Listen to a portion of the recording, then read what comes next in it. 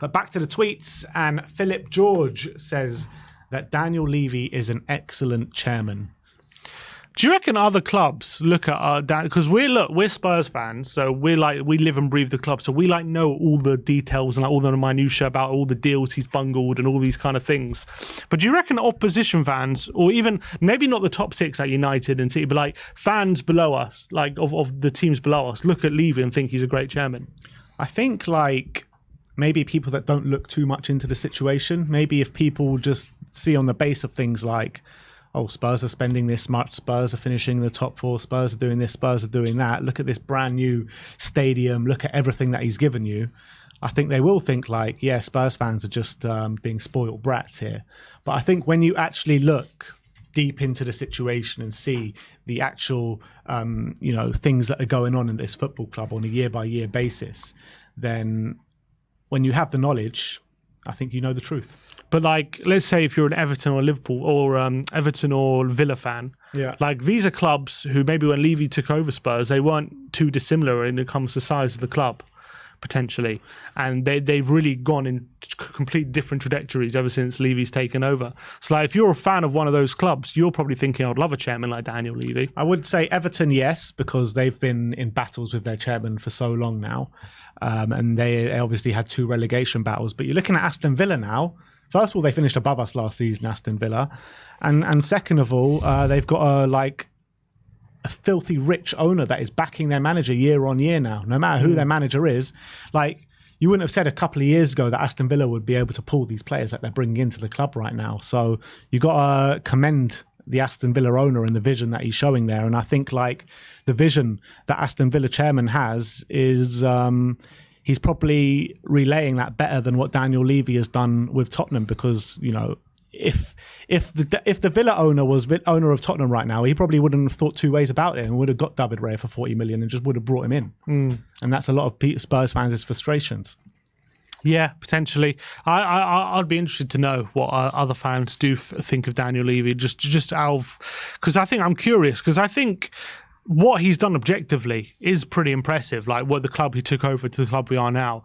And I think a lot of other fans would be kind of looking at that situation thinking, I would love a chairman to come in and do something similar with our club. And even if we're not winning anything, you can't take any winning for granted. And even if you're not winning anything, the progression of the football club has been fantastic.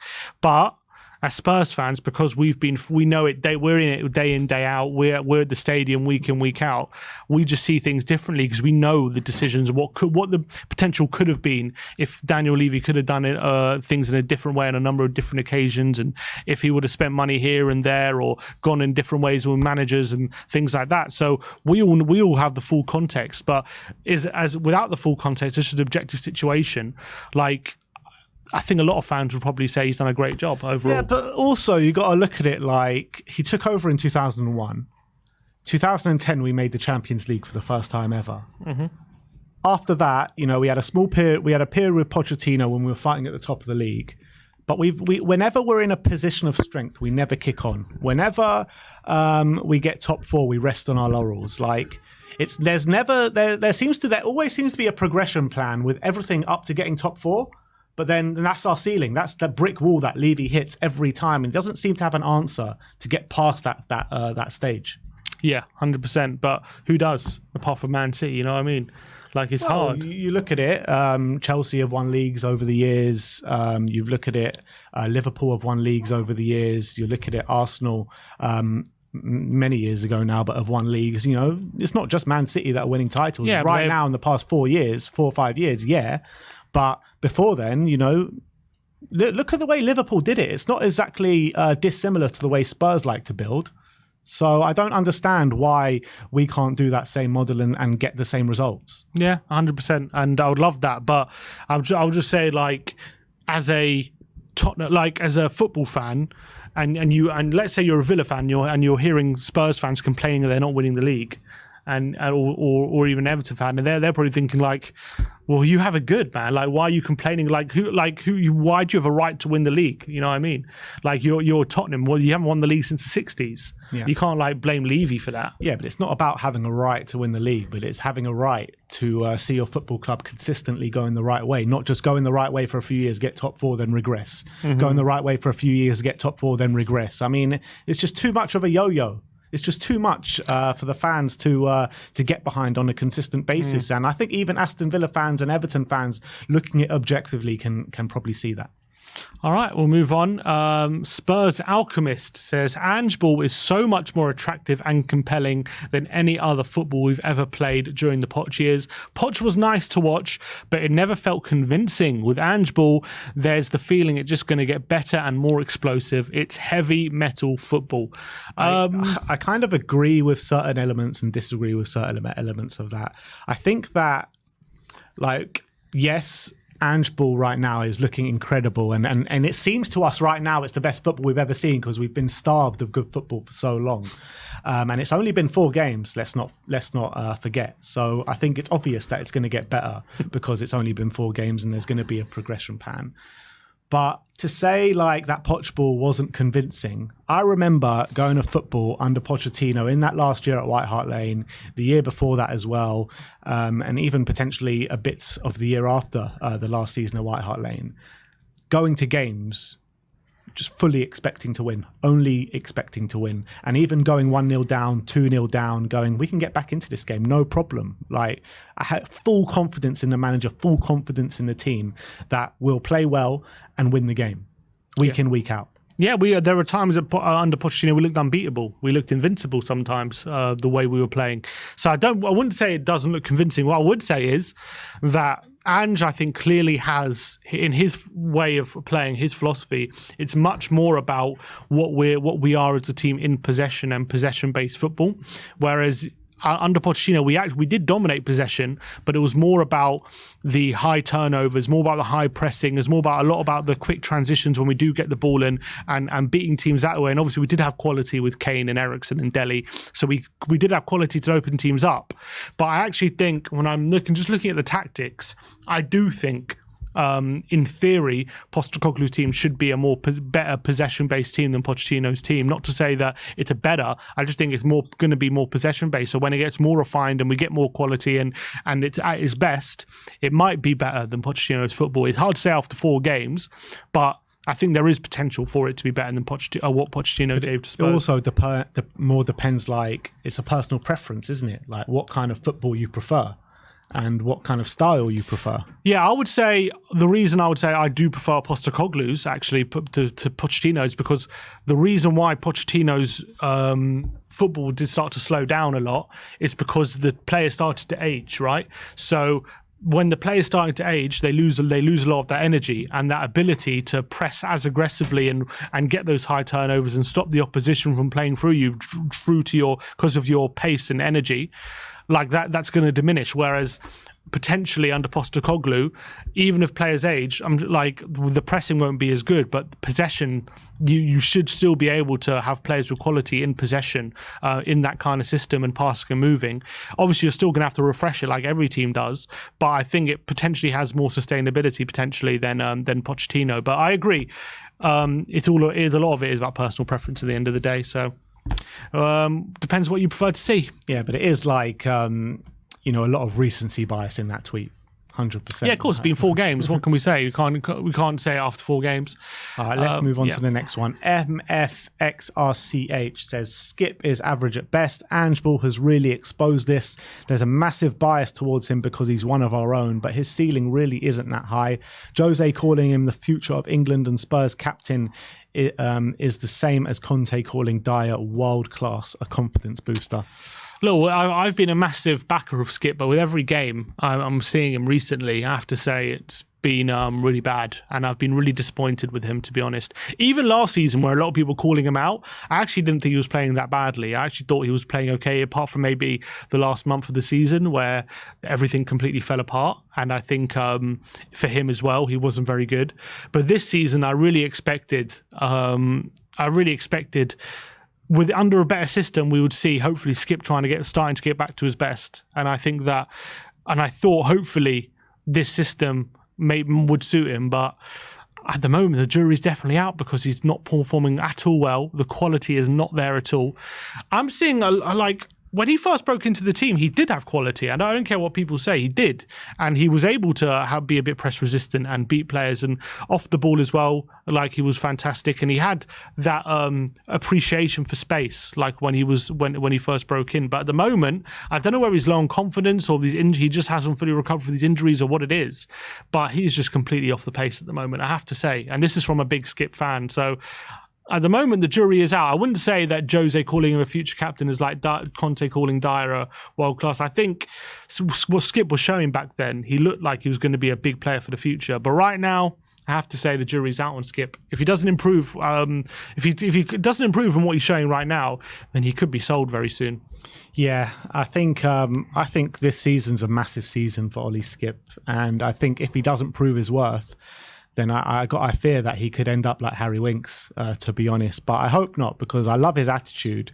But still 22. Yeah, he is still 22. But in one more year's time, he'll be 23, and then he's starting to get into his mid-20s, and he needs to find consistent minutes. Yeah. And if he's not having that at Tottenham, he's going to have to move on to find that. But I just hope the Spurs fans just keep carrying on to back him and not turn a bit ugly like it turned with Winks. Yeah, I hope so. Next up, we have Neil. He says, Klinsmann should not be considered a club legend. Get out of here, Neil. Get out of here, Neil. The guy spent not very long at Tottenham, not going to lie. But to be honest, I hate this club legend kind of tag. Like, what does a club legend even mean?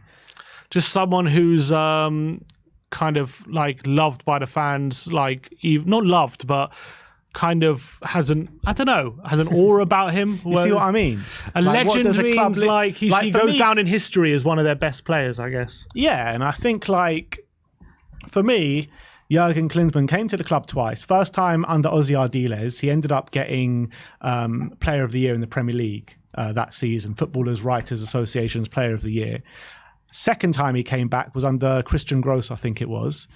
And he ended up pretty much saving us from relegation and scoring a bucket load of goals. I remember he scored a goal against Liverpool in the quarterfinals of the FA Cup as well. I think he scored like 30 goals in all competitions that year in a team that was fighting relegation. So, I mean, the guy came in clutch for us, 100%. He wasn't here for long enough, so I think it was like a season here, a season there. I think 1.5, because he came in January one season. That was it, yeah, 1.5 seasons. But you can't knock what he did in a Spurs shirt.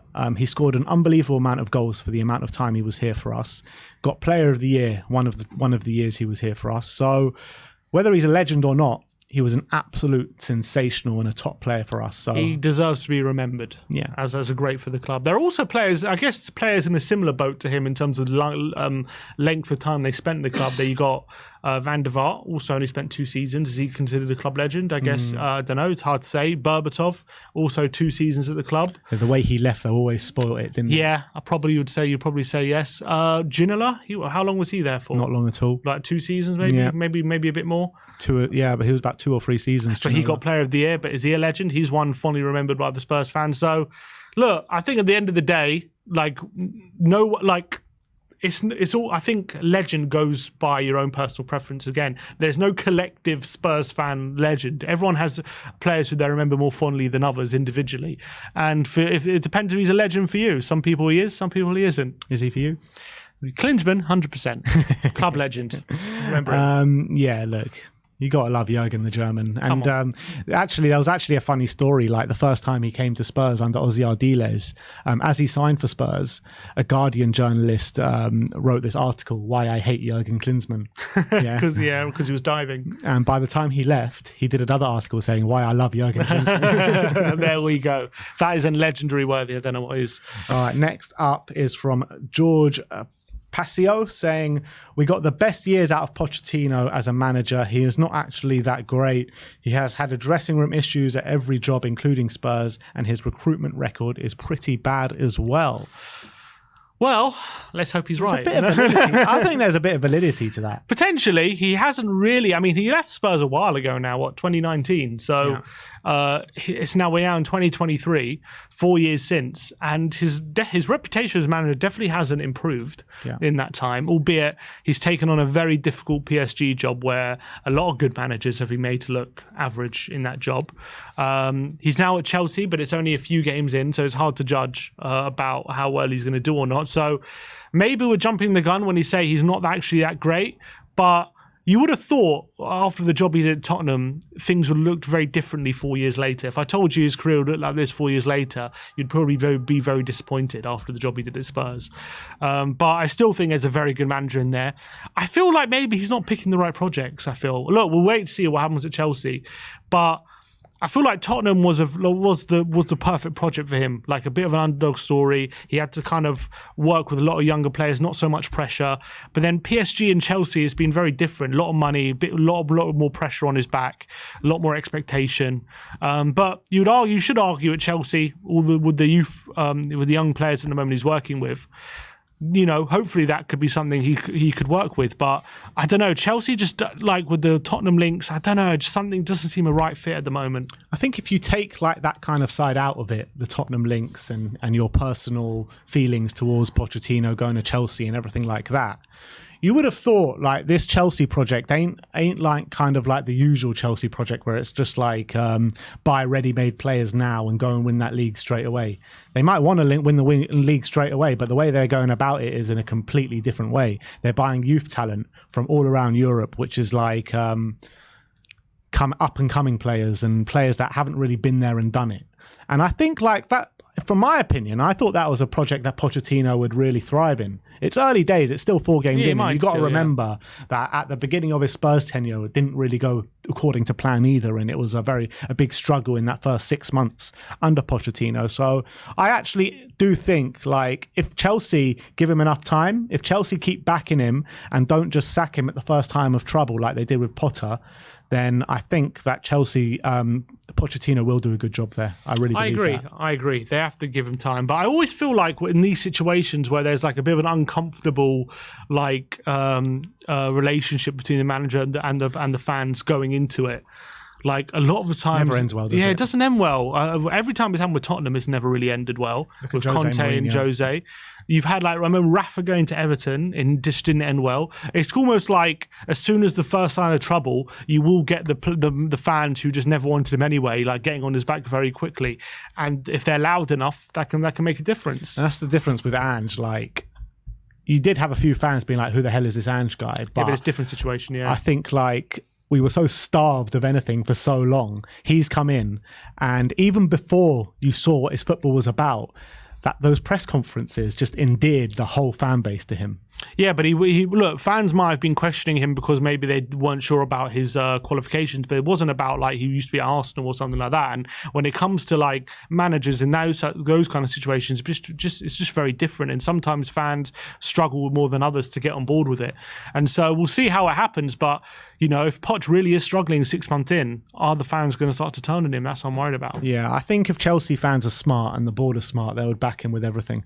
Okay. Is it you or me?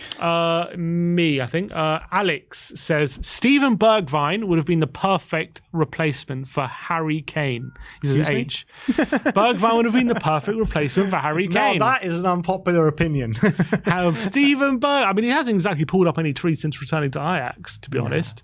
I actually always rated Bergwijn. I don't think he's a bad player, but I don't think he would have suited Ange's system, to be honest. I don't think he would have been great. He's not. Well, you say he won't be great, but like as a number 9 in an Ange system, leading the press and pressing from the front, I thought he was always a good presser, Steven Bergwijn. Yeah, but just because you're a good presser doesn't make you a good player. And I felt he had qualities as well on the ball. I just felt like he was never given a proper chance at Tottenham. He's a good player, but I don't think having him as the number 9 would be a good solution. What is it about him that you don't think that he'll do well in? I don't think his finishing is good enough, and I don't think his quality is good enough. I don't think we saw enough of him to even like say that.